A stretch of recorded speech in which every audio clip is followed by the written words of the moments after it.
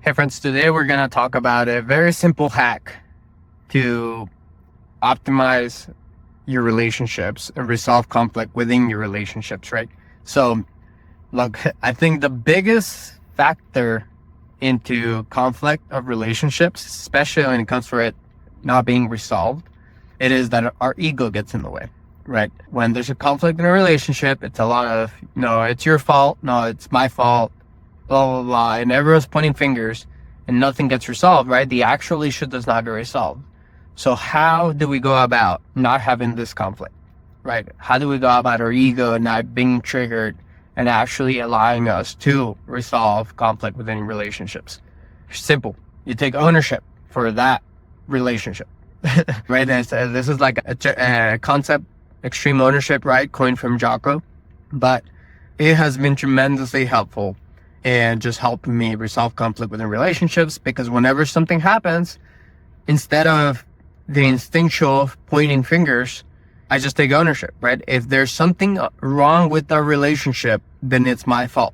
I like to see myself as the leader in relationships, right? And by leader, I don't mean that I feel better than or whatever, just simply that I'll take responsibility for the status of the relationship. For example, I was having a conflict with my roommates, right? Where essentially the house went to shit because we were all busy and we didn't have clear expectations. And before you know it, we started building resentment towards each other. Instead of me communicating that resentment, I just simply said, hey, that's my fault that the relationship is the way it is right now.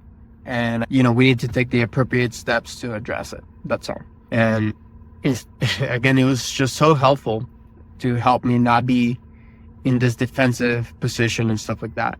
Hey, simply, it's my fault, right? Something wrong happened within this relationship. It got damaged. It's my fault. I had a situation at work with one of my subordinates as well, right? They were not essentially executing the mission. They were being disrespectful.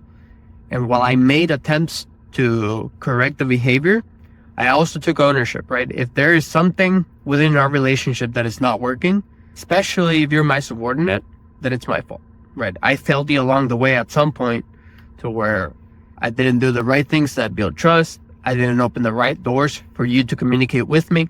And ultimately, I guess what I'm just trying to communicate is that if you automatically default that a conflict within a relationship is your fault, then your ego does not even get triggered, right?